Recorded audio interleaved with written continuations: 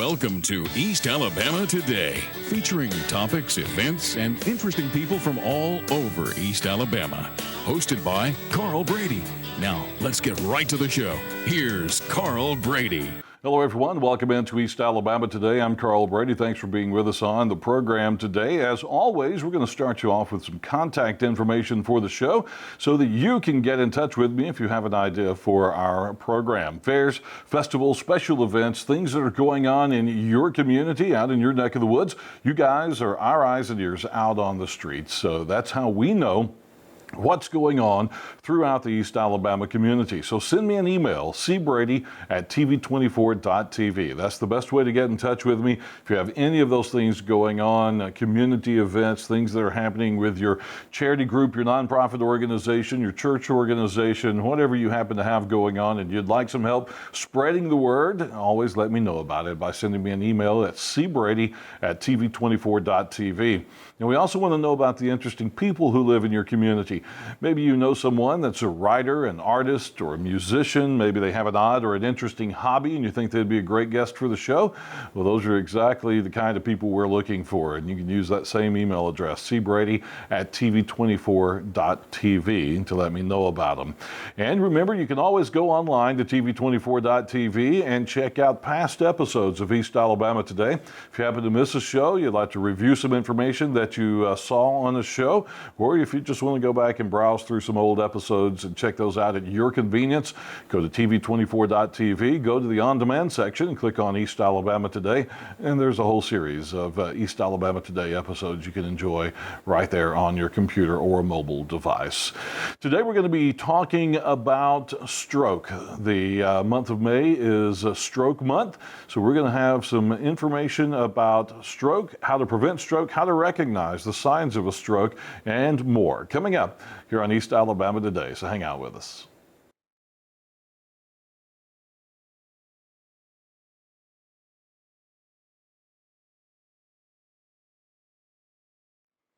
Welcome back into East Alabama Today. Again, I'm Carl Brady, and as I told you, we're going to be talking about the month of May being Stroke Month, and we're going to talk about strokes. We're going to talk about preventing strokes, recognizing the symptoms of a stroke and those kind of things. And to do that with us, we have Lydia Harrison. Lydia, welcome to the show today. Thank you. Good to have you here. Lydia is the emergency room director at Riverview Regional Medical Center in Gadsden.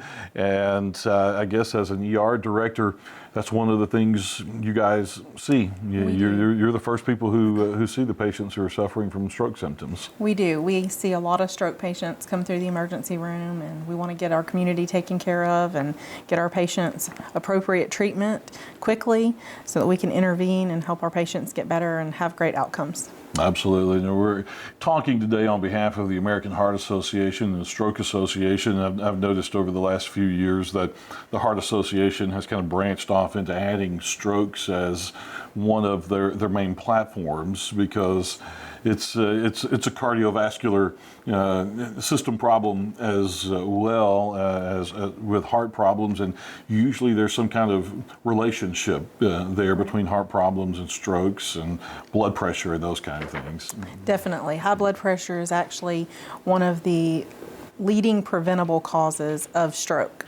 So if we can get awareness out there to the community to prevent or get treatment for high blood pressure, then we want to do that so that we can prevent having a victim of stroke. Right. And when you talk about strokes, it's becoming a bigger and bigger problem. Is that correct? It is. Stroke is actually the number 5 leading cause of death in the U.S. and the number 2 killer of patients worldwide. Wow. So it is astounding the numbers that we're seeing. Now, we hear all the time the word stroke, and we recognize the after effects in many cases, paralysis on one side of the body or the other, slurred speech, those kind of things. But what's happening when a stroke takes place? What is a stroke for people, just to give them a basic idea of what's happening in their body?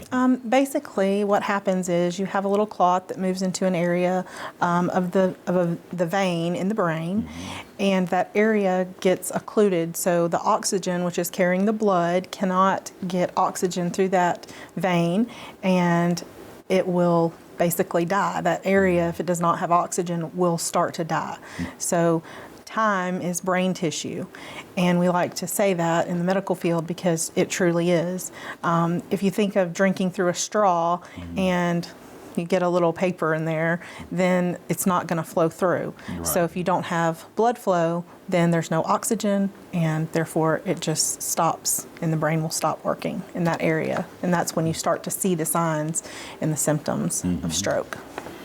Let's talk about that fast response. That's something that we've been hearing over the past few years, of recognizing the warning signs and symptoms, and we've put it into a quick little system called FAST, as we can see on the screen there. Just describe what each of those means. FAST is an acronym that we use to identify a patient or a victim that is having a stroke. The F stands for faces. So if somebody starts to have facial drooping or paralysis of one side, that's one of the first signs. You could also have an arm that is weak, and maybe they can't hold a utensil, or maybe they can't type appropriately like they normally do. The S is standing for speech. If they have slurring of their words, or they can't put sentences together like they normally would communicate. And then T stands for time, which is time to activate 911. And with stroke, you don't have to have all of those symptoms. It could actually just be one. So we want to make sure that people are aware of how to spot a stroke fast, identify them, and get them the help that's needed so that we can get intervention. One of the big things to remember is with stroke is you don't have a whole lot of time to give the clot busting medication TPA. And TPA will help restore the blood flow to that area of the brain for a better outcome eventually for the patient. But you only have a very narrow window, 3 to 4.5 hours, to get that medication from the onset of symptoms. So it's very important to be able to identify stroke victims fast so that we can get them the care that they need. You know, it occurs to me that the symptoms of stroke they're similar to so many other things, just like with a heart attack. You know, you could have lifted something wrong and it's causing your arm to hurt a little bit, but you can mistake that for a heart attack symptom, or shortness of breath could be just because you overexerted yourself, but it could be a sign of a heart attack as well. And people are always hesitant to make that 911 call just in case they feel like they're overreacting. Right. But you don't need to worry about that, right? Do not need to worry about that. We want you to call 911. They're going to get to you quick, and we're going to get you taken care of at the emergency room. We want them to call 911. Main reason is because they're going to have a faster response of getting to the hospital. If you're having a stroke and you realize you're having a stroke, which some people don't, and you drive yourself to the hospital, and then you all of a sudden lose paralysis of one side, you could be driving and lose control of your vehicle and have a car accident. So it's better to call 911 or have someone call 911 that is seeing this happen to get them to the hospital quicker, because they can actually start assessing for stroke in the ambulance, notify the hospital earlier so that we can have a stroke team at the door waiting for you when you come in, and we can get you to CAT scan and see what's going on with that brain so that we can figure out what's going on quickly. And if you need that medication, get that to you appropriately. Right. And if you've ever witnessed someone having a stroke, you will probably recognize it the second time around. I was eating with some friends in a restaurant several years ago, and one of the gentlemen with us was an older man in his 60s, and he just instantly went from carrying on a conversation with us perfectly normal to acting a little bit weird. Something wasn't quite right, and he was leaning over in his chair funny.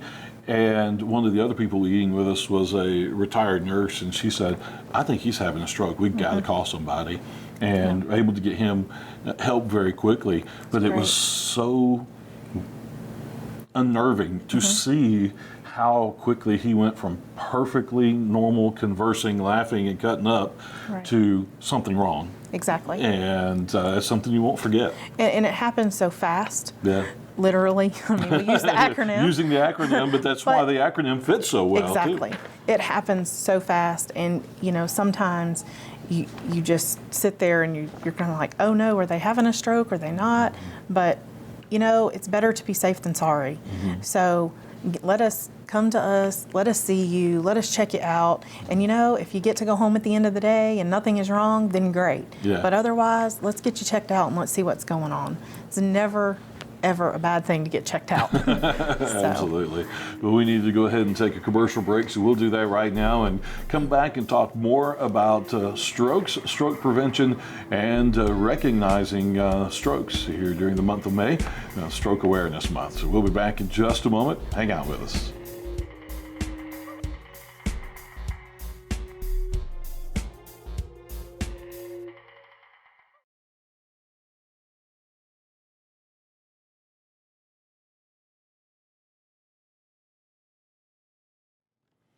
Welcome back into East Alabama today. Again, we are talking with Lydia Harrison, the ER director from Riverview Regional Medical Center in Gadsden.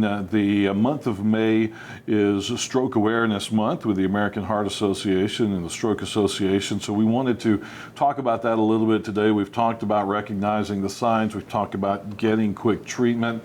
But Lydia, let's talk a little bit now about some prevention and things that can help you before you get to that point. So one of the big things that we want to encourage is patients to see their doctor regularly. As we said earlier, we want to talk about high blood pressure. High blood pressure is preventable. You want to make sure that you're monitoring your blood pressure appropriately. If you can, try to monitor it daily. When you see a big variation in your numbers, you want to get to your physician, unless you're having signs of stroke. Right. You want to call 911 or have that family member call 911.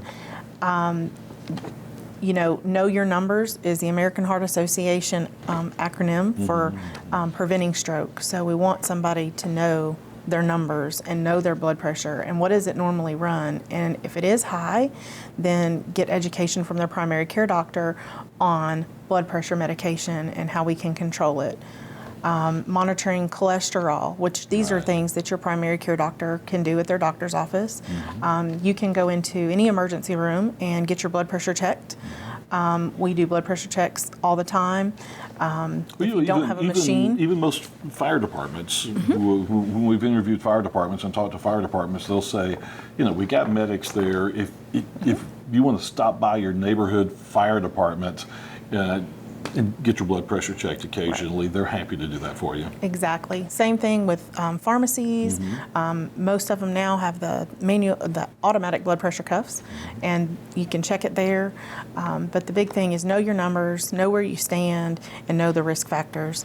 And if you have high blood pressure, definitely make sure you're seeking treatment for that. Yes. So that you can keep your risk down.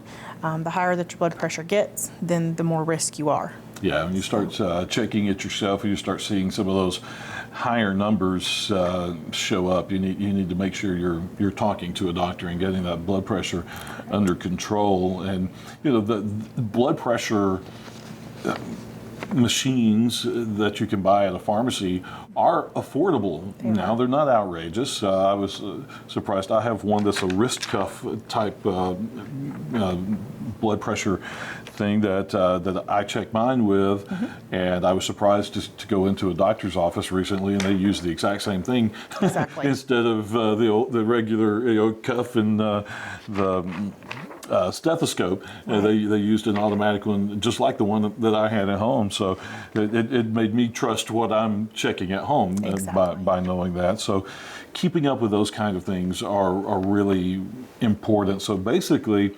anything that is a heart healthy lifestyle, you hear that catchphrase a lot, heart healthy, is going to improve or lessen your risk for stroke as well if you're living a heart-healthy lifestyle. Exactly. It's the same kind of concept as far as looking at stroke and heart, kind of all goes together. The heart and the brain are vital organs, and as long as you're feeding that heart healthy things, then you're feeding the brain healthy things too. So make sure you have a diet that's low in fat, low in cholesterol, no fried fatty foods or anything like that. Try to stay away all from the good stuff. all the good take stuff, away all the good especially stuff, here in the course. South. Yeah. But the healthier you can eat, the risk factors start to go down too. And exercise. Exactly. Keeping your body healthy exercise-wise. Exactly. Exercise is a great way to keep in shape and to keep your risk down. Long-term preventable stroke is the number one long-term preventable disease for long-term care, because a lot of times you have patients that come in with strokes, and if you don't get those symptoms caught soon enough, you can't deliver that medication, and unfortunately there are after effects of that. And a lot of patients will end up in nursing homes or nursing facilities because they don't have primary caregivers at home to care for them. And to think that that's preventable sometimes is I think, to me, that is the most frightening thing about stroke.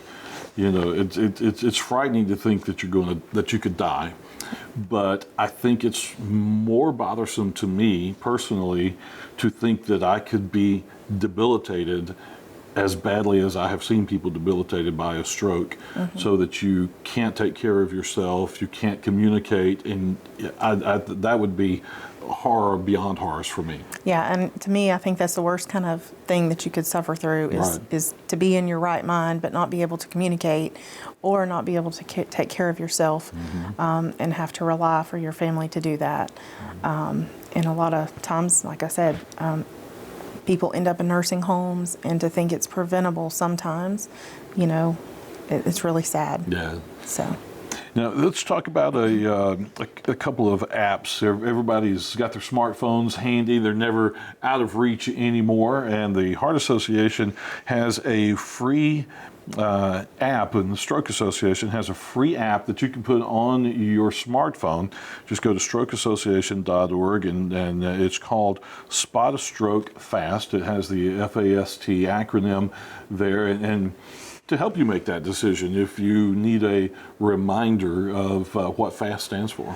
We live in an app world now, so it is a great app to have to your phone, and it just kind of keys you through each little step, and don't forget, call 911. So it's a great app. That's one of the most important parts of it there, is to call 911 and get help quickly.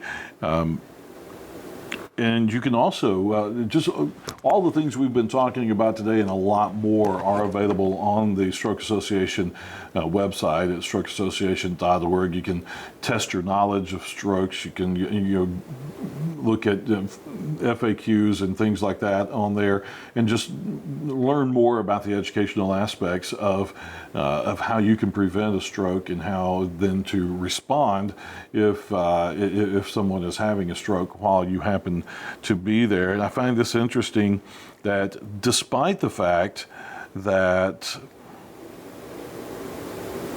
FAST has been used in stroke awareness campaigns for several years now, only 8% of the American public actually recognize what it is or knows what it means. So helping to continue to educate people to think fast. Right. And then it works in so many different ways. So it should be something that people keep in their mind. Right. And the other thing too, there's a lot about the FAST acronym out there on YouTube. There's all kinds of videos that help with education. And I know that with May being Stroke Awareness Month, a lot of people do challenges. So one of the good things out there is, hey, do a stroke challenge and see how many people you can get educated about stroke. Get a little video clip off YouTube about the FAST acronym and stick it on your Facebook, and you'd be surprised how many people would just be educated from that Facebook post. Absolutely. Absolutely. You can always share tons of stuff on Facebook and Twitter and help spread the word about those kind of things. You mentioned a clot busting drug that you guys use. But when something is happening, when I think I'm having a stroke or someone is having a stroke, I call 911, we come to the emergency room, what can we expect to happen? Because in that situation, that's a patient that's going to move to the front of the line. You guys are going to be waiting on them ready to go because of needing the fast action. But what can a family expect when they bring a loved one into that situation? Well, the biggest thing is either way you come in, whether you come in by 911, which is what we highly encourage, or you come in by private vehicle and family transports, you're going to be greeted by a nurse and a physician if you came in by 911, because we're going to know to have activated the stroke team. If you walk in, you're going to be greeted by the desk clerk who is at the registration entry point. They're going to notify the nursing staff. The nursing staff is going to come out immediately and will move the patient back to the emergency room. You will have an assessment done by a physician and an emergency room nurse within 2 to 3 minutes of arrival, so it's very, very quick. Family, oftentimes we ask to wait in the lobby because we sometimes won't have a room for that patient to go to immediately. We'll start clearing a room, but that patient will go ahead to the CAT scan machine and have a CAT scan done of their head. They go into a machine, and the machine reads the brain basically, and then we can get that film read back to the doctor so that the physician can know what's going on. If that patient is a candidate for that medication, then you can expect that the physician's going to pull the family in. We're going to talk about the risk factors of getting that medication. There's going to be consent for that medication. The physicians are going to be explaining a lot of information to the families, because sometimes if the patient is having a stroke, the patient can't fully understand or comprehend what's going on. So we want to make sure that everyone has informed consent about what's going on, what their condition is, and that they're just really kept informed about what's going on, because when you're in an emergency room, that is a very stressful time and very stressful situation, and we want to make sure that patients are comfortable, the families are comfortable, and that everybody knows what's going on with their care. So a lot of action really fast is what you can expect if you're having a stroke. Well, all right, we need to do another commercial break, so we'll take care of that right now and be back to wrap things up in just a moment. Stay around.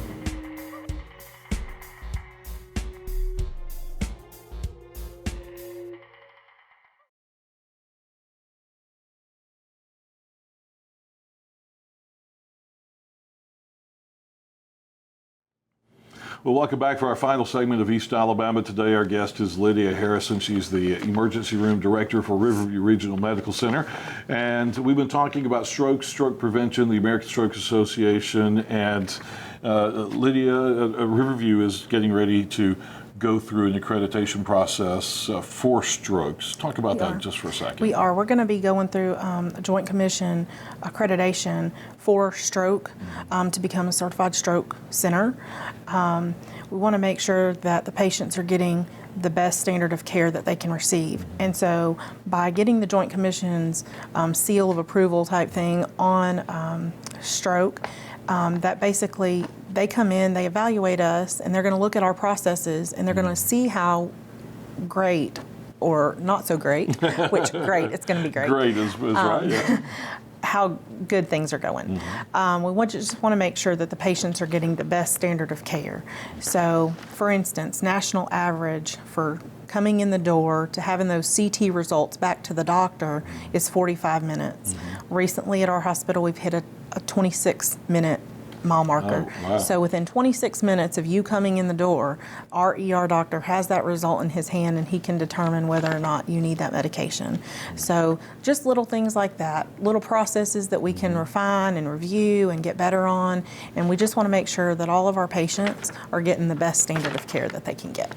Absolutely. And we want to remind you again of the Stroke Association website, strokeassociation.org. Go there to learn more about stroke prevention and the FAST acronym for recognizing stroke symptoms, and download the app, the stroke app there, that will help you. If you can't remember what FAST stands for, you got the app right there on your smartphone. Call it up and compare what you see there to what's happening, and that will help you make a determination whether you need to call 911 as quickly as possible for that. So, Lydia, thanks for being with us today. You're welcome. It's been a pleasure to having you on the show. And folks, we thank you for joining us as well here on East Alabama Today. See you next time.